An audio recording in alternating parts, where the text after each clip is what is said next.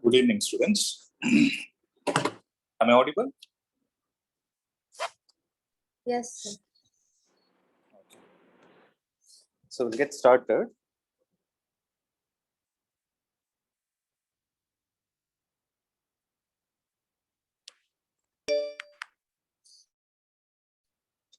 So we were discussing work, energy, and power, right? Last class we completed power also, right? And we were doing some problems. We'll do few more examples for next 10 or 15 minutes, and then we'll go to the next chapter. Okay. I think we have completed 6.9. We'll go to 6.10. So the question says, an object is moving unidirectionally under the influence of the source of a constant power. Okay. Its displacement in time t is proportional to what? So there is an object which is moving unidirectionally, means it's a one-dimensional motion, and it is moving under the influence of what? A power being constant. So our job is to find what is the relation between the displacement and the time. So how to start this? Power is equal to work done by time. So what is work done? Mass into acceleration into displacement divided by time. Accepted? Right? So power is constant unidirectionally under the influence of source, its displacement as a function of time. Okay. Now, can I write this as P into T divided by M into A is equal to S? Right. Now you guys tell me, how am I supposed? Can I say that S is directly proportional to T? Is there an option like that? Yes, option 2. If I say S is directly proportional to T, is it right?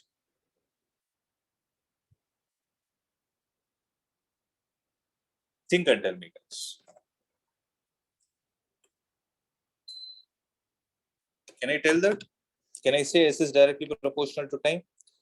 If yes, accept it. If no, tell me why. Try it.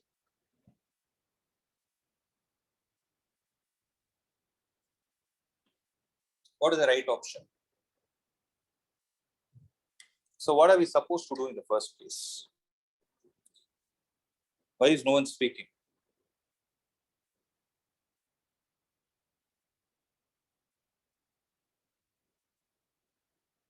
Listen. We know that S is equal to half AT square, UT plus half AT square. I am left with no other option other than taking S is equal to, okay. I will take the object has moved from rest only because there is nothing given, but I'm taking it that it has moved from rest. If that is the case, A will be equal to what? 2S divided by T square. Right? So if I write that, then things will get cancelled. No. See, P into T, the whole divided by M into 2S divided by T square. Can I write it like this, guys? Is equal to S. Right? This T square will go to the numerator. What will happen? It will become P into T cube divided by 2 into M. This S will go to the other side as S square. Now observe, power is constant because they have told the power is constant and mass of the object is constant. So can I say that S square is directly proportional to T cube? Then S will be directly proportional to T power 3 by 2. So option is this. Okay, so whenever you're looking for the relation proportionality, you need to ensure that you have everything constant except between the terms for which you're forming the proportionality.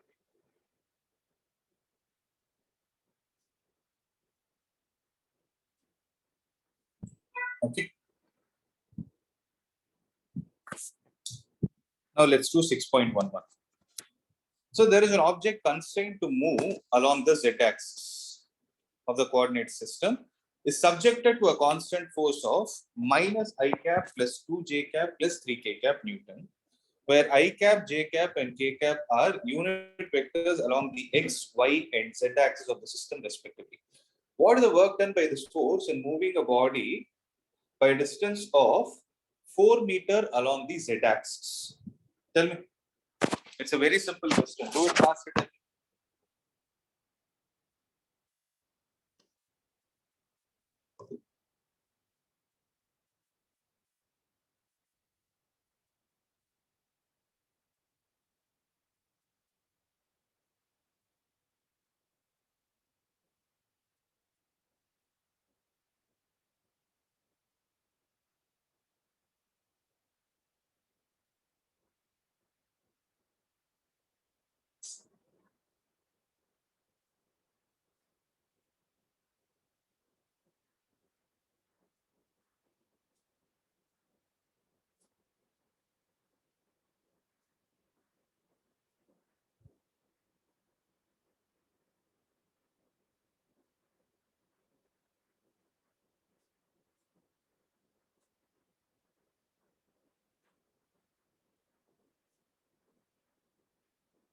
What is the answer, guys? Sir, 12. Correct. So how did you get it? So F vector is given. S vector is how much? 4 k cap. 4k cap. 4k cap. So you do the dot product between them. 3 into 4 will give you 12. The new unit is joule. Because here it is meter, here it is Newton. So it should be joule. Okay. 6.12. So there is an electron and a proton. They are detected in a cosmic ray experiment. The first with kinetic energy 10 kilo electron volt and the second with 100 kilo electron volt. Which is faster, the electron or the proton? Obtain the ratio of their speeds.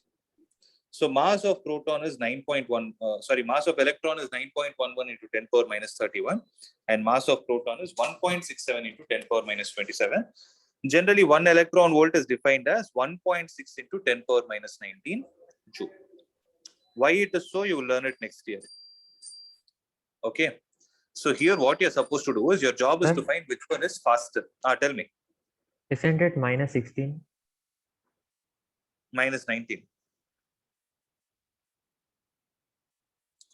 1 electron volt is the amount of work done to move an electron across a potential difference of 1 volt. Okay, sir. So kilo electron volt is minus 16. Minus 13. Minus 30. Kilo means you will get, you will multiply with 10 power 3. Then it will become 10 power minus 16. Oh, sorry, 10 power minus 16. Yes. Yeah, okay, sir.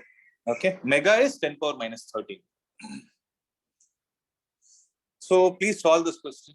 What do you guys understand? Forget about, let's say you don't know what is cosmic ray experiment. You read the question, you will understand. The first with kinetic energy of 10 kilo electron volt means they are saying that the electron is found to move with a speed of, with a kinetic energy of 10 kilo electron volt. And the second, that is the proton is found to move with a kinetic energy of 100 kilo electron volt. Now you need to find which is faster. Apart from that, you need to find the ratio of the speeds. How do you do this? Sir, we can use kinetic energy formula. Correct. And then we can divide it. That's it. Kinetic energy is equal to what? Kinetic energy of electron is given as 10 kilo electron volt, 10 into 10 power 3 electron volt. Kinetic energy of proton will be 100 into 10 power 3 electron volt. Okay. Then apply the formula half mv square, then you can calculate it. Okay. So it's a simple question. I'm leaving this to you. Next. 6.13. Let's discuss the idea alone. Okay. So there is a raindrop of radius 2 millimeter falls from a height of 500 meter above the ground. There is a raindrop whose radius is 2 millimeter is falling from a height of how much value? 500 meter. It falls with decreasing acceleration due to the viscous resistance of the air until at half its original height. Wait, I'll copy this question. This seems to be slightly bigger.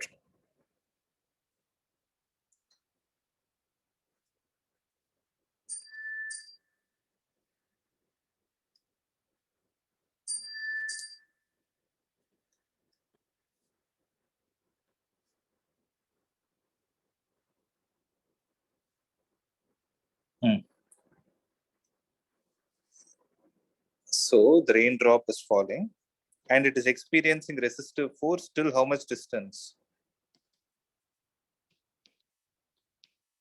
500 meter is half a kilometer, right? Until decreasing acceleration until half the distance. So first half of the distance, there is a resistive force. Then at the end of half of its journey, it is attaining a terminal speed, Vt. Okay, you'll learn about this terminal speed in 12th chapter. I think that's 12th. Yeah, in the 11th chapter. Okay. So the terminal speed is called as the final constant speed attained by the particle. Okay. And moves with a uniform speed thereafter. So what is the work done by the gravitational force on the drop in the first and the second half of this journey? What is the work done by the resistive force in the entire journey if its speed on reaching the ground is 10 meters per second? So when it is hitting the ground with a speed of 10 meters per second, here the velocity is 0. Guys, did you understand the question? So there are 3 points as reference. In the first half of the journey, there is a resistive force existing. In the second half of the journey, there is no resistive force existing because it has attained a terminal velocity, right? So in the portion A to B, can I say work done by all the forces between A to B is equal to change in kinetic energy, right? So what did I apply? What is this? Work energy theorem. Yes. So why didn't I go with conservation? Why didn't I use energy conservation here? Non-conservative forces. Very good. Because there is a non-conservative resistive forces acting. You should not apply it. So work done by all the forces between A to B. So what are the two forces that are there? Work done by gravitational force plus work done by the resistive force is equal to change in kinetic energy, half into m into Vt square, where Vt stands for terminal velocity, minus half into m into 0 square. Let me know if there is any doubt.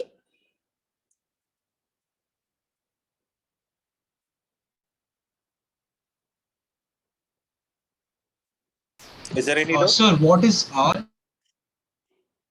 R is work done by resistive force. Okay. That is a viscous. Yeah. So work done by gravitational force, what is it, guys? You already know. Work done by gravitational force is weight of the object, that is mg, multiplied with the distance to which the object has traveled. That is h by 2. So remember, mg is in this direction, h by 2 is also in the same direction. So the angle between them is going to be cos 0 degrees. Plus, they are asking what is the work done by the resistive force, correct?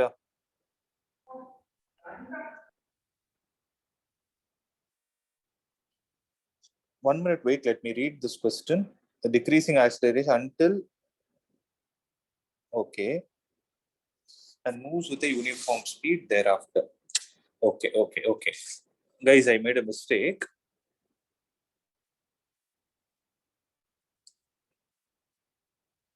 Even here, there is a resistive force acting.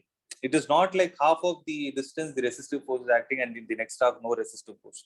I'm sorry about it. Please make that correction. So this is something similar to, I told you, right, you learn about a concept called as terminal velocity in fluid mechanics. It is exactly the same concept. Okay.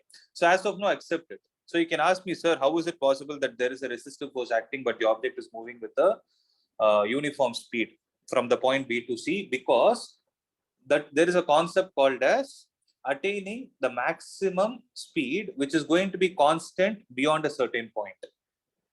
So what has happened is initially the object was dropped, means it had zero velocity. But by the time it has reached point B, what has happened? Its velocity has got increased and it has reached the maximum value. So beyond this, what will happen? You cannot increase the velocity of the object at all. Okay. So work done by the gravitational force plus work done by the resistive force is equal to half into m into Vt square. We don't know what is the terminal velocity. Have they given it? Sir. Tell me. Sir, how can the object reach its maximum velocity because it's already moving under a constant acceleration, right? No, it will attain it. That is a property of this viscous force. That's what I told you. You learn it in the 12th chapter. Sorry, in the 11th chapter. So that velocity, remember this term alone. There is something called as terminal. Terminal means what? At the end. So there is a terminal velocity that is attained by the particle, okay, which is going to be constant. That is what they told, see, and moves with a uniform speed thereafter, in spite of the resistive force existing. Means this kind of a motion is said to be dynamic equilibrium. You guys know what is equilibrium, right? So what is equilibrium? I would have told this word already. So what do you mean by equilibrium? Let me see what you guys are thinking about it. Net external force. Net force is zero. Net force is zero. When net force is zero, what comes to your mind? The object will be at rest. Yes, right. So this is the common mistake many people have. When net force is zero, Or uniform motion. yes, when net force is zero, mass into acceleration is zero. Means acceleration of the particle should be 0. So acceleration of the particle can be 0 under two scenarios. What is it? When the object is at rest or when the object is in uniform motion. So here the object is said to move under dynamic equilibrium in the presence of the resistive force. See, what happens is, since they told viscous force is generally exerted by fluids. So there is something called as buoyant force, all those things come into picture. I don't want to get into all those details. Okay, I don't want to get into all those details because I'm just thinking of the mass of the object also. Have they mentioned anywhere that it is water? No, right? So obviously raindrop has to be a water only. But if they have created some hypothetical question, I wanted to see. Okay. So suppose you see here mg is told, no. How do you calculate the mass of the spherical substance or the drop? So generally when you take a raindrop, it is assumed to be spherical. The volume mass by is density. Sorry? Volume by density. No, density is equal to mass by volume. So mass will be density into volume. Yeah, so it should be density of water, assuming it is water, into volume of this water drop into G multiplied with H by 2 plus work done by the resistive force in this step is equal to half M into Vd square.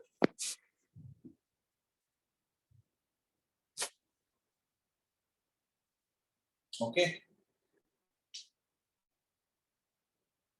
So what is the work done by the gravitational force on the drop in the first half of its journey? So in the first part, it is easy. Wait, actually, I'm trying to directly put it. Okay. You guys tell me what is the work done by the gravitational force in the first half of the journey? It's very simple. So since they're asking only about gravitational force, what is the answer for the first part? Tell me, da. mg into h by 2. That's it. This is the work done by the gravitational force in the first half of the journey. And in the second half of the journey, what will it be? It will be the same. It is the same. mg into h by 2. Now, what is the work done by the resistive force in the entire journey if its speed on reaching the ground is 10 meters per second square?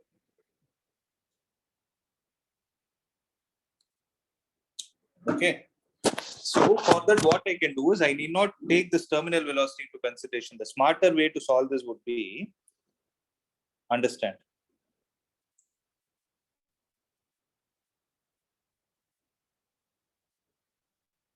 So throughout the journey, there is weight plus throughout the journey, there is resistive force is equal to change in kinetic energy. So what is the work done by the gravitational force in the whole journey? It is going to be mg into h. Correct? Plus work done by the resistive force is wr.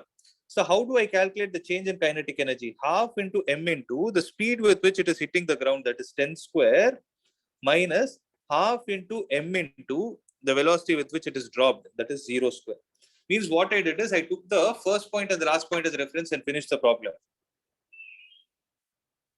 So m is how much? Density of water into volume of water into G multiplied with H plus the work done by the resistive force is equal to half into mass of the object, again density of water into volume of water into 10 square. So density of water is taken to be 1000 kilogram per meter cube. So how will you calculate the volume of water? Volume of water is calculated as 4 by 3 pi r cube. R is given as 2 millimeter, right? So you have to substitute all these values and then calculate. Okay, since this time it is going to be MCQ, I'm assuming they will not give you so tough calculation-based problems. So we can take G as 10. Either G, you are saying can I take Yes, G as sir. 10? G. That's fine. You can take test. For this problem, yes. But generally, if it is not mentioned in the exam, right, take it as 9.8 itself. Okay. So I hope I'm clear with this problem, right? You guys are clear with how to solve this? Please Sir, make a how note. do we find the work done by resistive force? No, you have all unknown. You have everything as known. Bro. Density of water is known. Volume of water is known. G is known. H is known. Density of water, volume is known. This is known. So one unknown, one equation. So WR is equal to take this whole value to the right hand side. That's the answer. I hope you understood. Yes, sir. Sir, actually here there is a need of substituting the value, right? We can just cancel density and volume. How will you cancel? Because this is there in between. No. Oh, yes. Okay, sir. Okay. Yeah.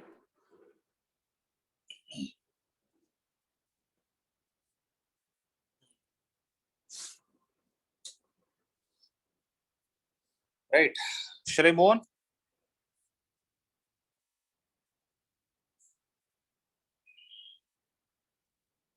Just give me a minute. Somebody is ringing. Let's try out the next problem. So there is a molecule in a gas container that hits a horizontal wall with a speed of 200 meters per second at an angle with the angle 30 degrees with the normal and rebounds with the same speed. Is the momentum conserved in the collision? Is the collision elastic or inelastic? Try to draw the diagram.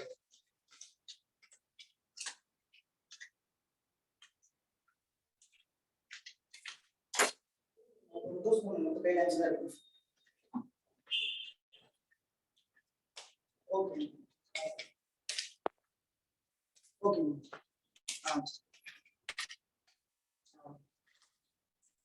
Guys, how to solve this problem?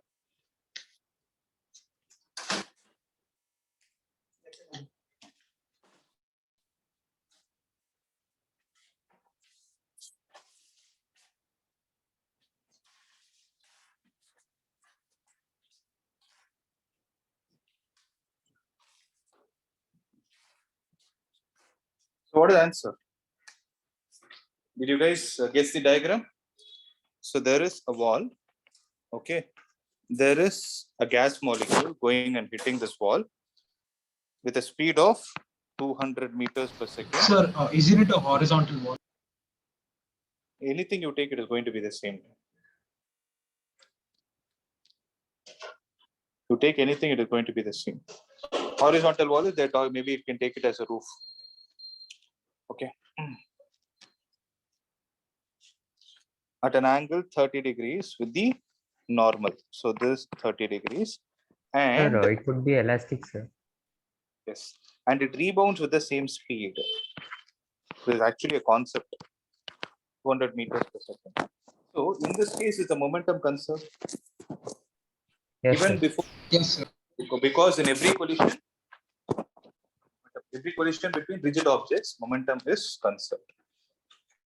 Yes, momentum is conserved. Is this collision elastic or inelastic? Elastic. How did you find out? Sir, kinetic energy is also conserved. Yes, sir. Just give me a minute, please.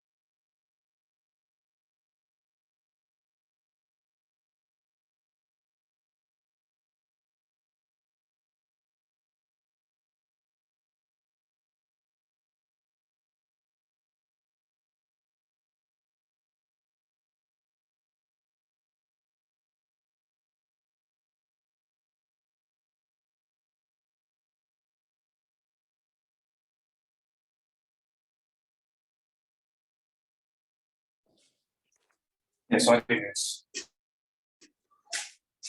So how did you conclude it is elastic? Huh? So the So wall the is kinetic going to energy is Kinetic energy, yeah, that's right. Kinetic energy is conserved.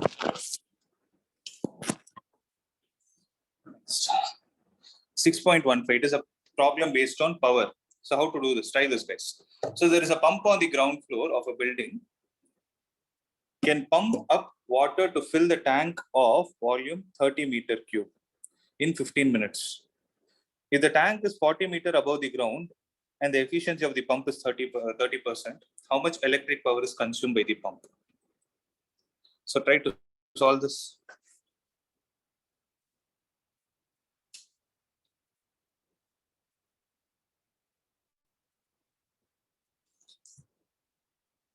So a pump on the ground floor of a building can pump up water to fill a tank of volume 30 meter cube in 15 minutes. So volume of tank is 30 meter cube. Time is equal to 15 into 60, that is 900 seconds. The tank is 40 meter above the ground and the efficiency of the pump is 30%. So the pump is here, the tank is here.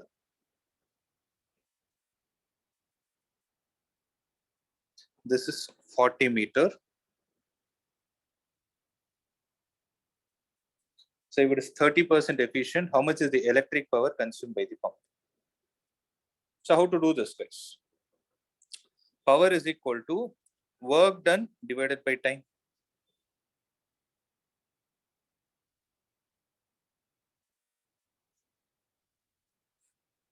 Right? Power is equal to work done divided by time. So how much is the work done? Tell. mgh. Yes, mgh divided by the time taken is 900. Calculate and tell me what the answer.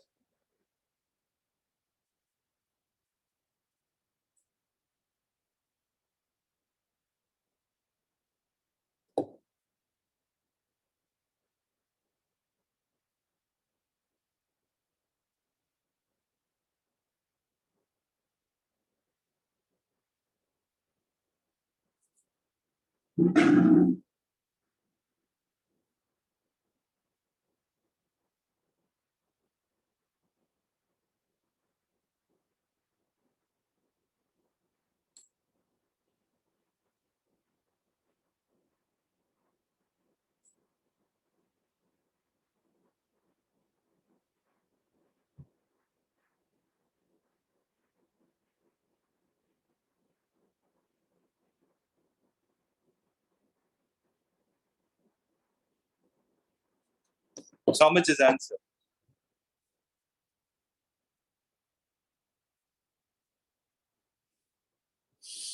M is. So how do you calculate M, guys? Mass is equal to density of water into volume of water into G into what is the value of H? H is 40 divided by the time is 900. So density of water is how much? 10 power 1000 3. into volume of the tank is 30 into G. I will take it as 10 for the time being into 40, the whole divided by 900. This and this are gone. So how much will you get? 120 into 10 power 3. Correct, Ada? This is 120 into 10 power 3. These many watt is what? It is the output power. But they have told something called as efficiency of the pump. How much is the electric power consumed by the pump? Means what is the input taken by it? So do you guys know what is the formula for efficiency? Efficiency, if you don't know, please write it down. Efficiency defined as the output power divided by input power. This is how you calculate the efficiency of any device. How much is the output you are able to generate based on the input that you give. Okay. So output power is how much? 120 into 10 power 3 divided by the input power is Pi. What is the value of neta? Neta is generally efficiency. Efficiency is 30%. So 30% means how much? 30 by 100. 100. So 30 by 100 is equal to 120 into 10 power 3 divided by pi. This and this will get cancelled. It will go 4 times. So pi is equal to 4 into 10 power 5 watt. So this is the actual power consumed by it. But how much is the work? How much is the power? It is showing as output. This much. Because its efficiency is only that much. It cannot, so much ever input you give, it is not able to generate 100% output. Sir, could you repeat efficiency? Efficiency is defined as the ratio of output power to the input power. It is not only efficiency with respect to this question. In general, the efficiency basic definition is output power divided by input power. That's it.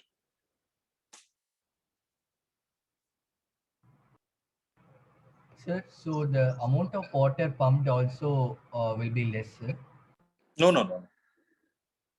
Because they told no, it is able to fill the tank in 15 minutes. See, maybe had it had 100% efficiency, okay. 100% efficiency, but this is the input taken by the pump ladder. Are you able to understand what I mean by 100% efficiency? So, like you say, you switch on, right? You have a motor. You would have seen a motor at your home. Generally, when you switch it on, it will take the water from the ground or from the sump or whatever it is. It will take it to the overhead tank. That is how you get water at home. I hope you are able to understand the real-time scenario, right? Yes, sir. So when you switch it on, let's say the power consumed by the pump is actually 4 into 10 power 5, but the output it is able to give means you're giving this much amount of input, but it is not able to produce same amount of output. Okay, it is able to generate only this much. See, for example, you asked a question, so the amount of water that is getting filled is less. No, the tank is getting filled, but for 30 with the efficiency of 30%, it is taking 15 minutes. Maybe let's try to calculate the reverse and see. Had it worked with this amount of efficiency, let's say 4 into 10 power 5 is equal to work done is how much? 1000 into 30 into 10 into 40 divided by time. Okay. So 1, 2, 3, 4, 5 gone. 4 and 4 are gone. So time is equal to 1 by 30. 1 by 30 is how much?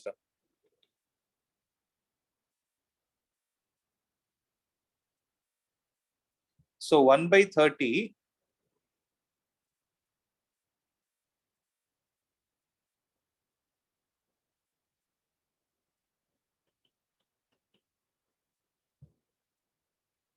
had it worked with 100% efficiency, what would have happened? The tank would have got filled in 0.33 seconds. Sir? Did I make any mistake? No. I think time is equal to 30 seconds. Time is equal to 30, right? So the water would have got filled in 30 seconds had it worked with this much efficiency. You're able to understand? So the tank is still getting filled. But because of this 30% efficiency, to fill a tank of 30 meter cube, it is taking 15 minutes. That's Okay, what sir. happens in real time also. I hope you understood, right? Yes, sir. That's good. Sir? Tell me. Sir, how is the power 120 into 10 cube? I mean, 10 cube. Is there any mistake? See, if 3 into 40, 120. 10 square into 10 is 10 cube, correct? Sir, you missed that 9, sir. Engada? Yes, sir. Oh, I missed the 9. I'm really sorry. The answer should change. Denominator, yes. Okay. So then initial power, I mean input power is also wrong. I think. Then everything, this whole thing will change. No, can you guys calculate and tell me fast? Sorry, I missed it. So this will cancel 3 times. So 120 by, not even 120, 40 by 3 varanla. It is 13 point something. Then it will be a smaller value, 13 point something, right? Or, yeah, 40 into 10 power 3, 13.33. Then the value here will be 13.33. 1 minute. So in efficiency is 30 by 100 in 13.33 into 10 power 3 divided by input power. Calculate and tell me. No? You will get 4 point something, the 4.5 or 4.4 something you will get. Okay, that part I'm leaving it to you. You guys do it. No? You understood the method, right? Yes, sir. Okay. 6.18 will work up. See, I'm damn sure you guys would be confident with energy conservation. See, the only point where you need to practice more is how to handle the questions where the energy is lost. Okay. So let's try out this problem. Okay, the bob of a pendulum is released from the horizontal position. So you know what is the bob of a pendulum, right? It is released from the horizontal position. Means it is exactly making 90 degrees with respect to the horizontal. The length of the pendulum is 1.5 meter. What is the speed of the bob? What is the speed with which the bob arrives the lowermost point? If 5% of the initial energy, given that it dissipated 5% of its initial energy against the air resistance. So object is moving under the influence of non-conservative force, right? So if you take the bottom as the reference, then initially what is the energy possessed by it, guys? MGH. MGH, correct. So MGH minus 5% of its initial energy, that is MGH, should be equal to the kinetic energy of the particle at the bottom. Accepted? Yes, sir. So, yeah, I'll repeat it for those who didn't understand it. See, suppose this 5% dissipation was not there. Can I say that the total potential energy that was there here has got converted to kinetic energy at the bottom? Correct? But what is happening? In the total potential energy, it is because of the air resistance, this 5% is lost.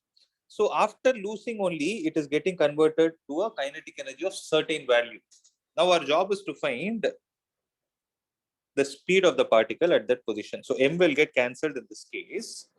So what is the, so GH minus 5 by 100 GH is 95 by 100 times G into H is equal to V square divided by 2. It is 50. So 95 is how much?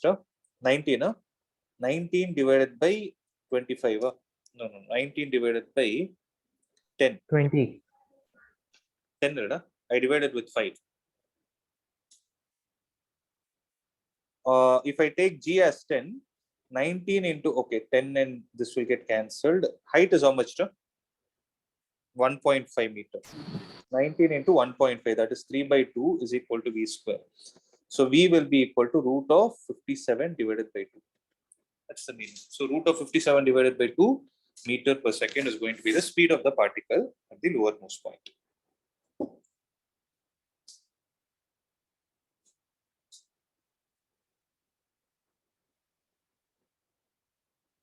I hope it is clear, right? No doubt.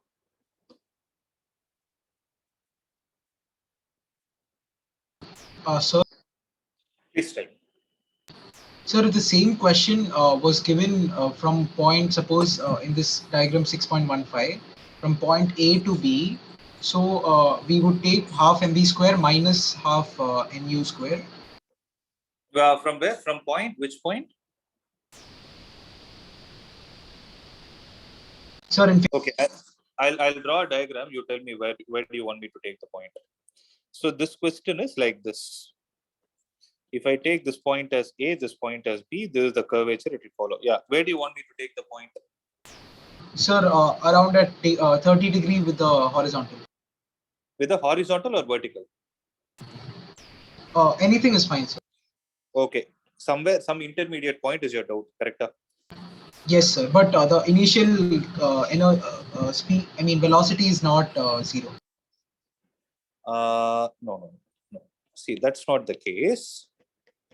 Whenever, see, releasing the pendulum, the bob of the pendulum from any point is the choice of the person who's doing the experiment. See, generally, had it been given an option, okay, had this pendulum bob been given an option to stay at rest, which position would it prefer? Point B. Point B, right? So, who actually took it to this particular point A? It is the person who's doing the experiment, right? So what they will generally do is, if they take it to that position, if the question says the object is released from a point A which is making an angle 60 degrees with the vertical, from this point, this velocity is 0 only. So from whichever point the person is releasing that pendulum bob, that at that position, the initial kinetic energy is 0 only, unless and until it is mentioned in the question that it is given a velocity. You're able to understand? Yes, sir. Yeah. Sir, so at A, the potential energy is maximum, whereas at B, kinetic energy is minimum. Kinetic energy is least, yeah. With respect to this problem or this scenario. Yes, that's right. Okay. So I think you asked me once to do a problem based on integration, right? I think the time has come. Let's choose it. Let's do this problem. 6.20 first we will do, okay? You guys also read the question in the meanwhile.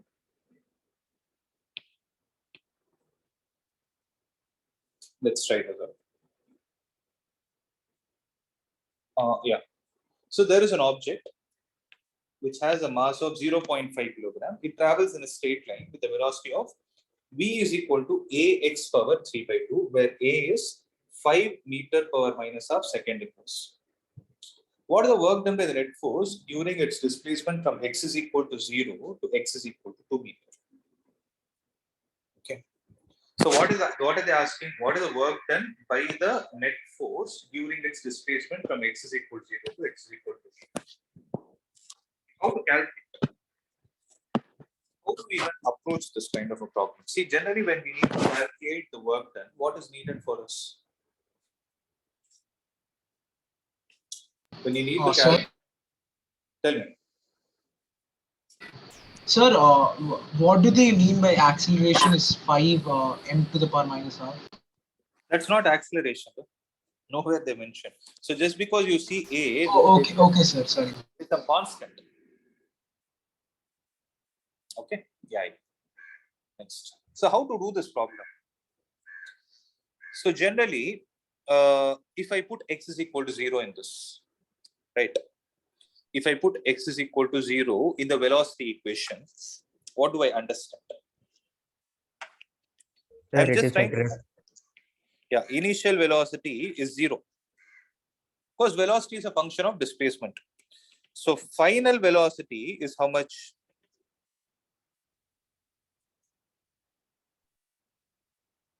A into 2 power 3 by 2, correct?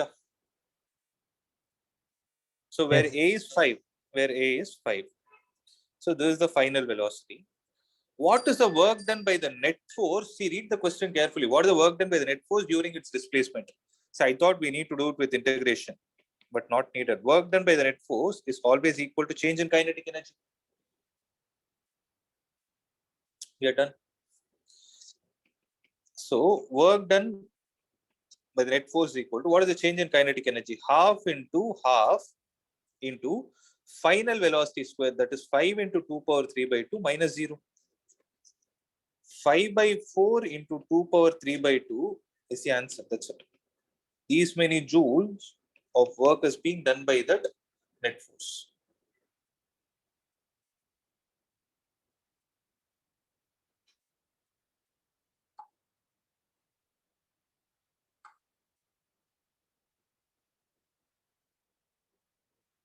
Okay. Am I clear? That's it. It's a simple problem.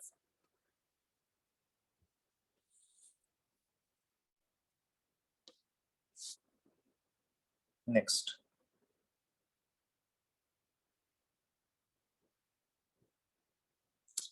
Trolley, sandbag,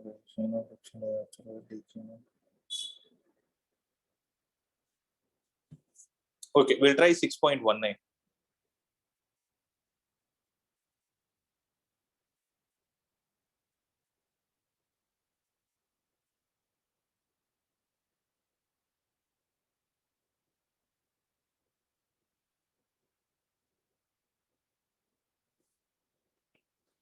So it's actually a good question. Let's see. So there is a trolley of mass 300 kilogram carrying a sandbag of mass 25 kilogram is moving uniformly. So what do you mean by uniformly? That word is very Constant speed. important. Constant speed, or the better way to look at it is acceleration is zero. Whenever acceleration is zero, force is also zero. Means they're indirectly trying to tell us that the trolley and the sandbag together are not experiencing any net external force. Okay, with a speed of 27 km per hour on a frictionless track. After a while, sand starts leaking out of the hole on the floor of the trolley at the rate of 0.05 kilogram per second. What is the speed of the trolley after the entire sandbag is empty? So it's actually a tricky question. What do you think is the answer? Sir, it will be the same, sir, because there's no Please, external force being That's applied. it. That's it. Actually, they give a numbers only to confuse you. So that's why you need to read it carefully. The answer is C. Because there is no external force acting on the system itself. That's it.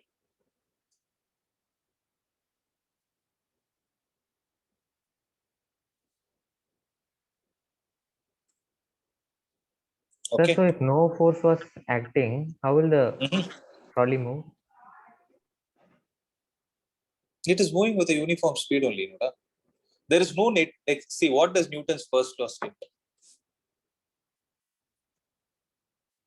You can change the state of rest or motion of an object only if there is an external force acting on the object.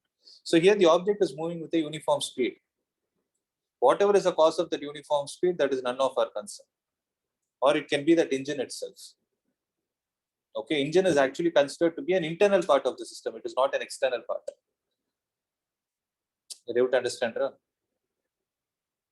Yes, sir. So that's why Newton's first law is very clear about one statement. What is unless and until there is an external, please underline that word external. It speaks nothing about the internal force. Okay, so here, fortunately, what happened? The track is also frictionless. So there is nothing to stop this object. Okay. Sir, Tell me. sir, initially the mass was given like sandpaper, a sandbag plus the trolley, sir. Okay. So if the sand in that sandbag falls on the floor, sir, then I understand mass. what you're asking. Initially, you're saying the total mass of the system is 325 kilogram. Finally, you're saying the mass of the system is only 300 kilogram. Then why didn't the speed change? Yes, sir. Correct. So when will the mass be effective? When do we take the mass into consideration? To calculate force, F is equal to m into a. Correct. Yes, sir. So here, definitely mass is contributing, but what is happening to the acceleration? In both the scenarios, acceleration is still zero. Because it is moving with a uniform speed initially. Okay, sir. Okay. Okay. See, what would have happened is sometimes what will happen. Suppose there is a person standing at the tip of a boat, and if this person jumps into the river, what would have happened actually?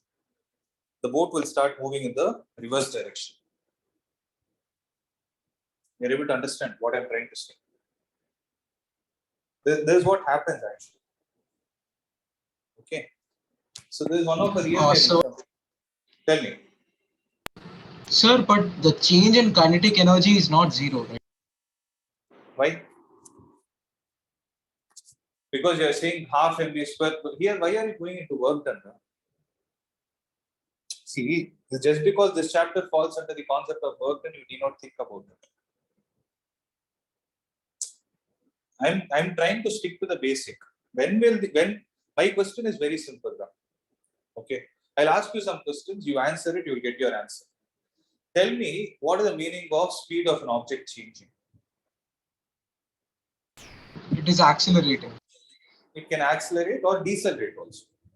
Correct? Yes, sir. Depending on which, yeah, it can accelerate or decelerate. If not, you say it is moving with a constant speed. Okay. So here, since they asked what is the speed of the trolley, my change in speed would have been a non-zero value had the acceleration been a non-zero value. Correct?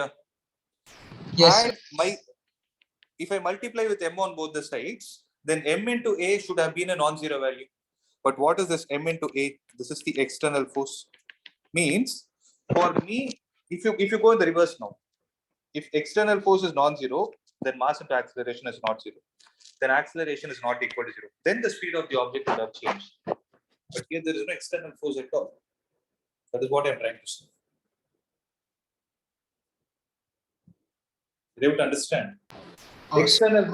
External is someone literally trying to push the object. See, imagine a pulley is standing in a railway station. He's trying to pull that back, and the same sandbag had been falling. That time there would have definitely been a change in the speed of the object. Why? Because as the mass is being lost, he will try to increase. He will be able to pull it faster. Logically, right? If the inertia is less, he will be able to pull it faster. You put one suitcase in a trolley. You put two suitcases in a trolley, and ask two pulleys to pull. Who will pull it faster? Let's say the trolleys are of equal mass. First one has a mass of m, the second one has a mass of 2m. Who will exert more amount of external force? 2m. Who will exert? No. I'm saying who okay, my question is wrong. Who will be able to pull it faster? M. The person with them, because the inertia is less. Correct? Imagine the trolley was on a frictionless surface. Let's say it was on an ice pad. As the person is pulling, due to inertia, let's say the suitcase moved backwards. Okay, as the suitcase moved backwards and it fell down after a certain point. Then what would have happened in this scenario? The person, if he continues to apply the same amount of force, he can actually increase the acceleration also because there is no mass. That is why somebody asked about this mass, right? That would have come into picture had there been an external factor acting on it. But here, the trolley is an automated mission, means it is moving with the help of some engine.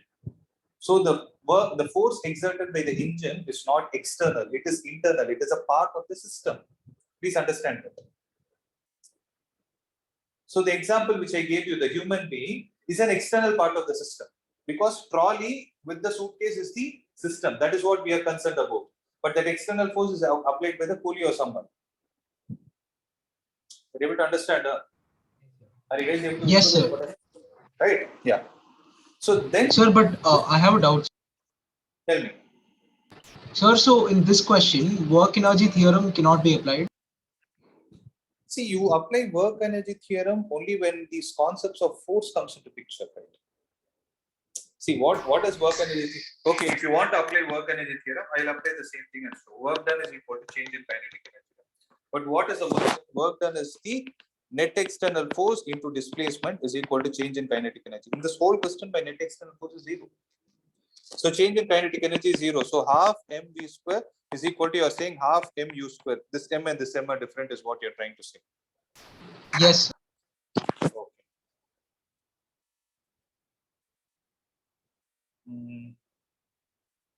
Is moving uniformly on a frictionless track? That's a valid question. After a while, science starts leaking. Sir, here mass is not constant, right? We can't use this. No, that's what I'm trying. At the rate of 0.05 kilogram per second. Rate of 0.0 means if I have to try it with integration. This is called as the rate at which the mass is dissipated. Sir, can we say that if in a system no force is acting, then neither of the theorems can be applied? No, that's not the case. We cannot say that it doesn't work because here the concept is not about, we are not worried about asking you the work done. But anyways, the work done by the external force is 0 only. I think we are missing on some logic.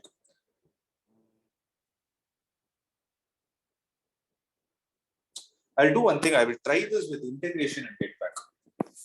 Okay, because the 0.05 kilogram is, I have to write it as dm by dt and then integrate it. So kinetic energy will be dk is equal to dm by dt into some u square, but u is constant. Then I have to integrate it.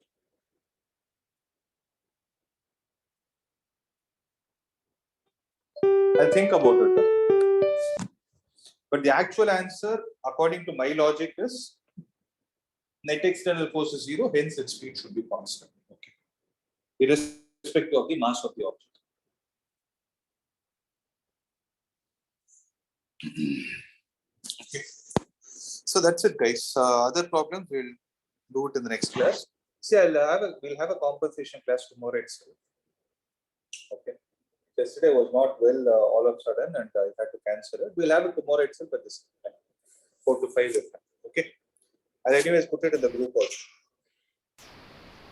So tomorrow we'll have I didn't get you. Tomorrow we'll have a compensation class. maths class also. Yeah, you'll have math also, because I think you have sequence and series for your exam, right? Sequence and series. Yes, sir. Okay. Yeah, you'll have it then. Sir, This week, yeah, we can wind this class up. We'll meet in the math class. sir, in this question, if we substitute to U as 0 and we apply the work energy theorem, we are getting answer as No, 50 joules. you cannot put U as 0. Which scenario? See, we cannot do it just like that. In this problem, I took U as 0 because I had taken it like that. Actually, I should have not done that. Sir, but if U is 0, then a force is acting, right? Sorry, Dad?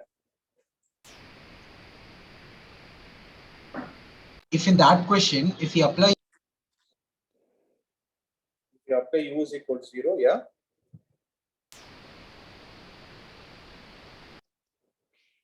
Your voice is breaking a lot.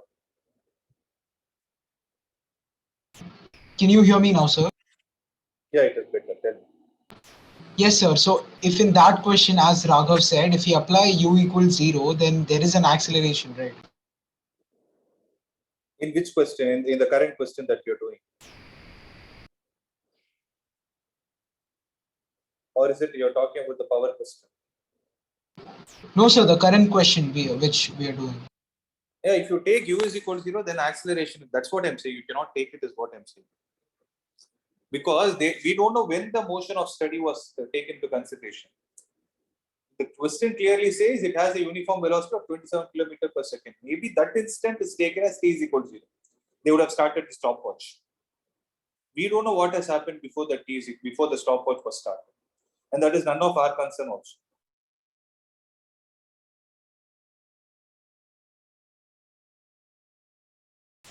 Okay, sir.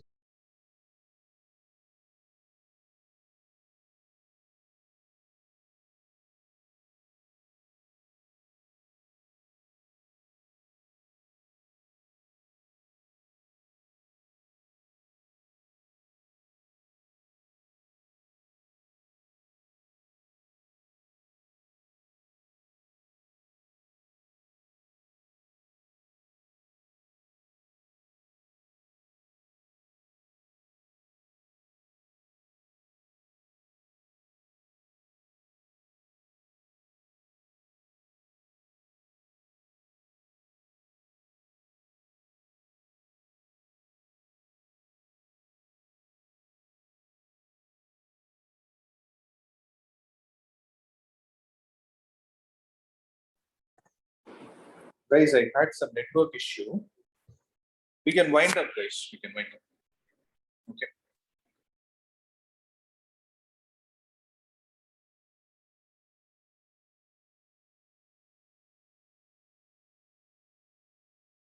Thank you, sir.